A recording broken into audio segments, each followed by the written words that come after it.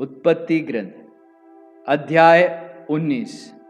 वे दो स्वर्गदूत संध्या के समय सोदोम पहुंचे। इस समय लॉट सोदोम के फाटक पर बैठा था। उन्हें देखते ही लॉट उनसे मिलने के लिए खड़ा हो गया और भूमि पर झुककर उन्हें प्रणाम करते हुए बोला, महानुभावों, आप अपने दास के घर पधारे, यहीं रात बिताए और अपने पैर धोए, फिर प्रातःकाल उठकर प्रस्थान करें। उन्होंने कहा, नहीं, हम चौक में रात बिताएंगे। परंतु जब उसने बहुत आग्रह किया, तब वे उसके साथ उसके घर गए। उसने उनके लिए भोजन तैयार किया, बेखमीरी रोटियां बनाई और उन्होंने खाना खाया। उनके शयन करने के पहले ही नगर के लोगों, सोदोम के सब पुरुषों, क्या छोटे क्या बड़े, सब ने उसका घर घेर लिया। वह लॉट को पुकार कर उससे पूछने लगे, आज रात को जो लोग तुम्हारे पास आए थे वे कहाँ हैं? उन्हें हमारे पास बाहर लाओ कि हम उनका भोग करें। लॉट ने अपने पीछे दरवाजा बंद कर दिया। उसने बाहर निकलकर उन लोगों से कहा, भाइयों, मैं तुम लोगों से प्रार्थना करता हूं कि तुम ऐसा कुकर्म ना करो। मेरी दो कुंवारी बेटियां हैं, मैं उन्हें तुम्हारे पास ला देता हूं और तुम उनके साथ जैसा चाहो कर लो, किंतु इन आदमियों के साथ कोई कुकर्म मत करना, क्योंकि ये मेरे यहाँ आए हुए अतिथि हैं। इस पर उन्होंने उत्तर दिया, हट जाओ, और बोले, देखो, यह प्रवासी होकर यहाँ आ बसा है, फिर भी हमको उचित अनुचित की शिक्षा देने लगा। हम उनसे भी ज्यादा बुरा व्यवहार तुम्हारे साथ करेंगे। वे लॉट पर टूट पड़े और किवाड़ तोड़ने के लिए पहुंचे ही थे कि उनको व्यक्तियों ने अपने हाथ बढ़ाकर लॉट को घर के भीतर अपने पास खींच लिया और किवाड़ बंद कर लिया। फिर उन्होंने घर के दरवाजे पर खड़े हुए छोटे बड़े सब लोगों को अंधा बना दिया, जिससे वे दरवाजे का पता नहीं लगा पा रहे थे। उन व्यक्तियों ने लॉट से पूछा, क्या यहाँ आपका कोई और भी है, दामाद, पुत्र, पुत्रियां अथवा नगर का आपका कोई और हो तो उन्हें लेकर यहाँ से निकल जाइए। हम इस स्थान का विनाश करने वाले हैं, क्योंकि प्रभु के पास यहाँ के लोगों के विरुद्ध बड़ी बड़ी दुहाइयाँ पहुँच चुकी हैं। इसलिए प्रभु ने हमें इसका विनाश करने के लिए भेजा है।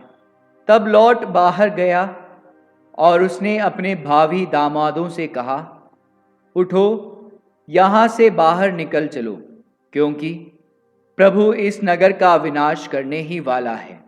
परंतु दामादों को लगा कि वह उनसे मजाक कर रहा है। स्वर्गदूतों ने यह कहते हुए लॉट से अनुरोध किया, जल्दी कीजिए, अपनी पत्नी और अपनी दोनों पुत्रियों को ले जाइए, नहीं तो आप भी नगर के दंड के लपेट में नष्ट हो जाएंगे। वह हिचकता रहा, इसलिए स्वर्गदूत उसकी पत्नी और उसकी दोनों पुत्रियों का हाथ पकड़कर नगर के बाहर ले चले, क्योंकि प्रभु लॉट को बचाना चाहता था। नगर के बाहर पहुंचकर एक स्वर्गदूत ने कहा, जान बचाकर भाग जाइए, पीछे मुड़कर मत देखिएगा और घाटी में कहीं भी नहीं रुकिएगा। पहाड़ पर भाग जाइए, नहीं तो आप नष्ट हो जाएंगे। लॉट ने उत्तर दिया, महोदय, यह नहीं होगा। आपने मुझ पर दया दृष्टि की और मेरी जान बचाकर मेरा बड़ा उपकार किया। यदि मैं पहाड़ पर भाग जाऊं तो मैं विपत्ति से नहीं बच सकूंगा और निश्चय ही मर जाऊंगा। देखिए, सामने की नगरी अधिक दूर नहीं है, मैं वहां शीघ्र ही पहुंच सकता हूं। मुझे वहां शरण लेने दीजिए। वह एक छोटी सी जगह है, मैं वहां सुरक्षित होऊंगा। स्वर्गदूत ने उत्तर दिया, आपका यह निवेदन मुझे स्वीकार है। मैं उस नगरी का विनाश नहीं करूँगा। शीघ्र ही वहाँ भाग जाइए। जब तक आप वहाँ नहीं पहुँचेंगे तब तक मैं कुछ नहीं करूँगा। इस कारण वह नगरी सोअर कहलाती है। जिस समय पृथ्वी पर सूर्य का उदय हुआ और लॉर्ड सोअर पहुँचा, उस समय प्रभु ने सोदोम और गोमोरा पर आकाश से गंधक और आग बरसाई। उसने उन नगरों को, सारी घाटी को, उसके समस्त निवासियों को और उसके सभी पेड़ पौधों को नष्ट कर दिया। लॉट की पत्नी ने, जो उसके पीछे चल रही थी, मुड़कर देखा और वह नमक का खंबा बन गई। दूसरे दिन सवेरे ही इब्राहिम उस जगह पहुंचा जहां वह प्रभु के साथ खड़ा हुआ था। उसने सोदोम, गोमोरा और सारी घाटी पर दृष्टि दौड़ाकर देखा कि भट्टी के धुएं की तरह भूमि पर से धुआं ऊपर उठ रहा है।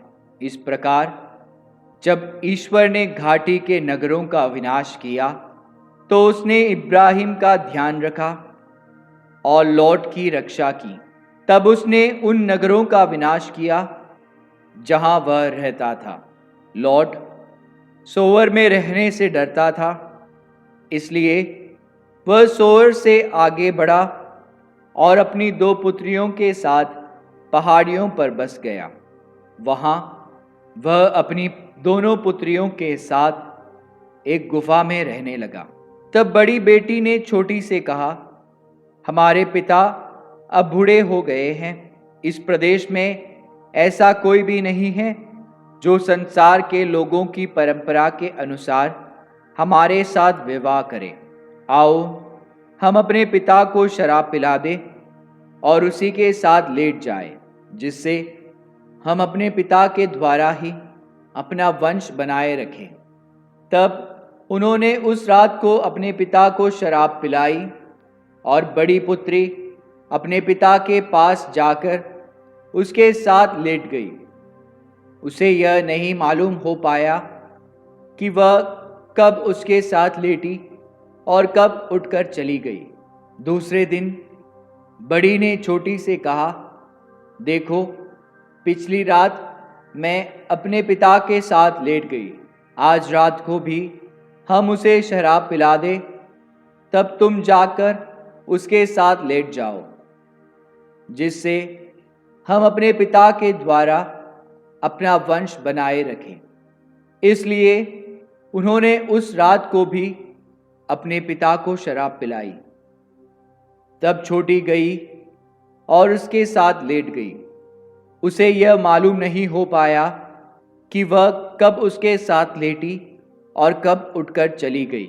इस तरह लोट की दोनों पुत्रियां अपने पिता से गर्भवती हुई।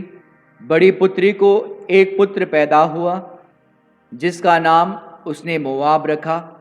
वह आजकल के मोआबियों का मूल पुरुष है।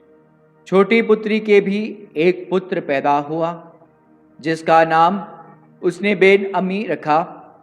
वह आजकल के अम्मोनियों का मूल